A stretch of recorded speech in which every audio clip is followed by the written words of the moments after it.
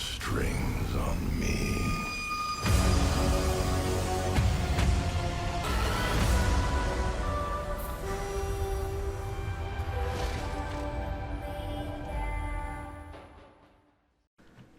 Hey, what is going on, everybody? It is your boy Carnage, your primitive AK here, back with another video for you guys today. Thank you guys so much for showing all the love on this and support on the recent videos. You guys absolutely showed so much love on the last videos, especially with everything coming with season 6. So I just like to thank you guys for that, on that road to 14,000 subs, and on the long run eventually onto 100,000. So if you guys are new to this channel, make sure you guys leave a like and subscribe. We got a solid 90 to about 94% of you guys that are actually not subbed to the channel that regularly watch my videos. So if you're part of that group, make sure you guys hit the sub button. It's completely free, helps the channel grow, and you guys will never miss a notification on my channel. Hit those post notifications. So today we're going to be covering brand new settings for season 6. There are a few settings that were actually added to the game that some people did not pay attention to, so we're going to be covering those. We're also going to be covering some old settings that we may not have covered in previous videos, and also show you guys some of my best preferred settings that I use for playing and dropping nukes in Modern Warfare. So without further ado, let's go ahead and get right into it. So the first thing you're going to want to do is, if you're on mouse and keyboard, you play on PC, you want to adjust your mouse sensitivity as is. That's entirely up to you how you want to do it. I don't play mouse and keyboard often. Like, I do it sometimes to mess around if I'm recording a video, but otherwise I like to leave this as is. I don't really change this, and obviously this is all grayed out because I don't play on mouse and keyboard. Now, one thing I do want to make note of, this is a new setting that was actually added to the game, armor plate behavior. Now, this is a setting that is kind of hidden on PC. You kind of have to dig through a few settings to actually find it, but this is actually a brand new setting known as armor plate behavior, where if you apply all, if you're playing Warzone, it'll actually apply all 3 plates at the exact same time, rather than you holding down the triangle button or whatever your keybind is on mouse and keyboard and applying it one by one. So if you play Warzone a lot, Warzone's your main game, you'll definitely want to make sure that you have this set to apply all. Everything else, keybinds, you'll have to, adjust that to your liking. Overlays and shortcuts, same thing as is. I pretty much don't change any of that stuff. Menu navigation, always the same. Moving on to the general tab, input device, I have it set to controller. If you're on keyboard and mouse, you'll obviously set that to keyboard and mouse. Field of view, I leave this at 103. I don't feel a need to go higher. 120 just looks ridiculous in my opinion, and 110 just seems kind of, it gives me motion sickness, so I'd rather just leave this at 103. Good enough number, and your game will look absolutely amazing and run amazing. Moving on, you want to hit the square to expand this menu on field of view. Set this to ADS field of view on affected. What this does is that, let's say your FOV is at 103 just like mine. If you leave this on independent, when you ADS your gun, it's actually going to reset your field of view down to 80, which is the console FOV. If you have this on effective, what it does is it zooms out your gun even more and sets it to whatever your field of view actually is. So in my case, when I ADS my gun, the field of view is always going to be 103 no matter what. Even if I'm coming out of scope, in scope, doesn't necessarily matter. Brightness, I leave this on 50. I didn't really change it. I adjust this by my monitor, so that's why I don't change it at all. Heads up display bounds, also leave that as is. Tooltips enabled, skip on introductory movie enabled. Subtitles, I leave it on enabled. This can get a bit intrusive on your computer if you don't like to see the subtitles going on throughout the game, but I leave it on because I like to keep track of whether or not somebody gets a VSAT against me. So in case I don't hear it in my headset because there's so much going on and I'm in Discord, I'm talking to friends, those subtitles will help me out, and I can see in the text that it says enemy advanced UAV, so I know how to play a bit more cautious if I have to. So that's what I use the subtitles for, to read things that I can't necessarily hear because there's too much noise going on. Colorblind, I don't use any of this, but some people like to use it. Minimap, set this to square. It's going to give you more coverage of your minimap, and also make sure your minimap rotation is set to enabled. Your compass cardinal direction text, leave that on letters. Text chat, I leave it on enabled because I like to see the trash talk. Profanity filter, I leave it on disabled because I like to see the trash talk. Dismemberment and gore effects, leave that on enabled. If you have a bundled weapon that has a dismemberment effect, turning this off will not show it when you shoot the guy, so definitely recommend you leave that on enabled. Your frame FPS counter, I leave it on enabled because I like to see my frames being counted for and make sure that they're all good. Server latency, I leave that on. Packet loss, I leave it on also, even though it doesn't work in my opinion. GPU, I don't need to see my GPU because I already know it's probably running a-okay pretty much, and the rest of this I leave that off. Show mute sound widget, I leave that on enabled. Show mute voice chat widget, I should leave that on enabled as well. Moving on to your graphics, this is where we're going to get into the nitty gritty of how your game's going to look. for first things first, I recommend you run your game in full screen. Now, there is a weird bug going around where your game will actually go into full screen borderless every time you boot up your game. I believe there is a fix for that. I haven't found it yet. I'm sure it's somewhere on the internet. If you just search up how to fix full screen borderless issue in Modern Warfare, I'm sure it'll come up. But make sure that this is set to full screen, because full screen borderless actually tanks your frames. You don't want to use it. I don't know why. Full screen borderless and full screen window is just a terrible setting. It should not be in gaming. So just leave that on full screen. Display monitor, I've got 3 monitors running on my PC, so that's why you see all this, but I leave this on my Asus monitor, which is my top tier monitor that I'm running, and looks honestly the nicest in my opinion. So leaving that as is. Discard changes there, go back into my graphics. Display adapter, obviously whatever your graphics card is, set that to. Sometimes people have 2 graphics cards, so whatever your graphics card, that should default. You shouldn't have to change that. Screen refresh, this is based on your monitor. So in my case, I have I'm playing on a 60 hertz monitor, so I'm making sure that my screen refresh is set to 60 and my resolution is set to 1080, because that's the highest graphics that this monitor goes to. I am actually getting a 2K monitor soon, so I may play at 1440p in the near future. We'll see, haven't decided, but for the most part, if you're playing a shooter game, 1080p is going to be the way that you want to go. Moving on to that, sometimes this will default to 66, your render resolution. Make sure that's set to 100, otherwise it'll decrease your quality. Aspect ratio, I set this to automatic. You can set it manually, 16:9, but I just leave it on automatic. I don't really need to change it. VSync, I don't use VSync. However, I do set the custom frame rate limit. So the in-game is always going to be 60, menus is already going to be 60, and out of focus custom is going to be at 30. So when I focus out of my game or I tab out of it to read my chat, I set this to 30. NVIDIA highlights, I leave this on disabled. There's no need. It clogs up your space, your hard drive space, so no need to use that. NVIDIA Reflex low latency. This is actually a brand new setting that a lot of people are overlooking and not really paying attention to.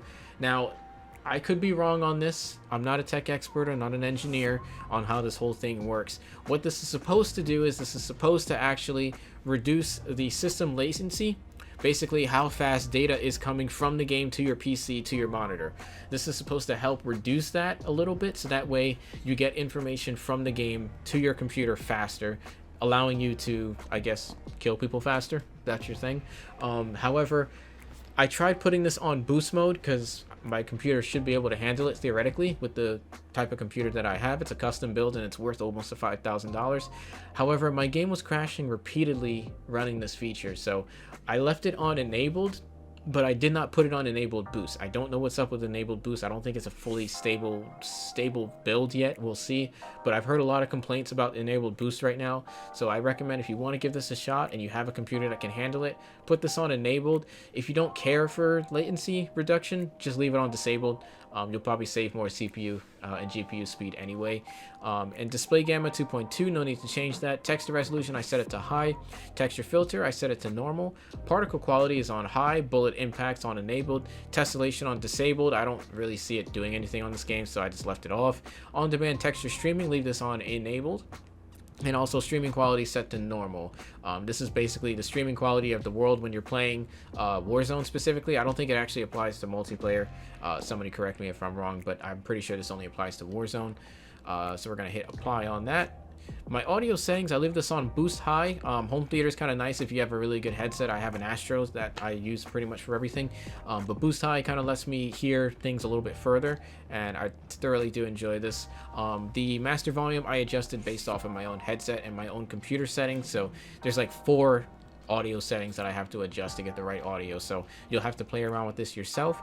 Effects volume, I leave this on 33 pretty much. Juggernaut music, I don't use a Juggernaut, but when I do, I don't really care. So hit marker sound effects, I actually leave this on classic. I used to use Modern Warfare hit marker sound effects, but I kind of got addicted to classic, so I recommend you leave it on classic. It's kind of better in my opinion. Voice chat, I leave it on enabled. I like to hear the trash talk. In my voice chat device, I have it set to my default system device, which is actually my Blue Yeti, which is below. You guys can't see it. Voice chat recording mode I set to push to talk, so that way my mic is not constantly blasting in people's ears, so I have it set to the push to talk, which is currently the V key on my keyboard. Controller settings, this one's pretty huge. We're going to get into this in detail. My button layout preset set to default, stick layout set to default as well, inverted look on disabled. Now the reason why I have it set to default is because I play on a Scuff Impact controller. You guys can see it right there. It is a 4-paddle controller, and I have a control freak on there as well, which we'll get into for the settings. I actually a lot of people actually don't use all 4 paddles. I actually use all 4 paddles on my controller. You can call me weird if you like, but I do find them very useful. So there's no need for me to change any of my button layouts because the back paddles do it all for me. My dead zone, I have it set to 0.05. I don't have dead zone issues, which is why I have that set. If you don't have dead zone issues, do not change this number at all. There's no point in changing it, so don't change that at all if you do not have dead zone. Horizontal stick sensitivity, I have this set to 6. Vertical stick sensitivity, I have it set to 6 as well. It's better to play on a lower sensitivity, so that way you won't overcompensate your shots a lot, because a higher sensitivity, you have a higher tendency to miss your shots. Now there is a new product that I've been using lately, and that is actually these controller rings from Control Freak. If you guys want to check that product out, link to that will be in the description. Make sure you guys use code PrimitiveAK at checkout. What this product allows me to do is it allows me to actually play at a much higher sensitivity, up to a 12 or even as high as a 20. I was able to play on a 20 and almost dropped a nuke, which would have made for a great video. Unfortunately, I did not get it, but I will go for it. It allows you to play at a higher sensitivity and still maintain very high accuracy.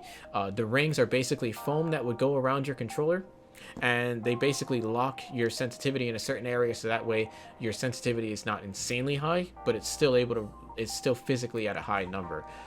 Your ADS sensitivity multiplier, when you're on low zoom, basically any type of iron sight or red dot, ACOG scope, low zoom, I leave that on 0.80. So basically reduces your sensitivity by 80%.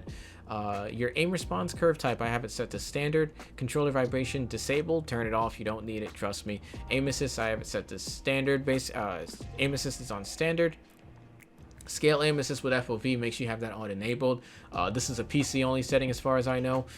It basically scales your cone of aim assist around a target, makes it smaller if you have a larger field of view. So in my case, I'm playing on a 103, so this is going to scale that FOV aim assist a little bit further because the target is now actually further. This is going to make your shots a lot more accurate. Weapon mount activation, ADS and melee. Weapon mount movement, I have it set on enabled. ADS behavior on hold. Equipment behavior on hold. Tap to reload is set for use reload behavior, and depleted ammo weapon switch, I have it set on enabled.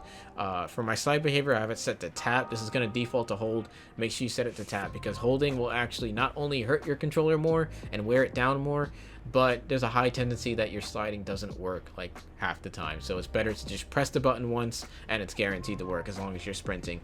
Automatic move forward, I have it set on disabled. You don't want that. I don't like it. It gets me killed a lot.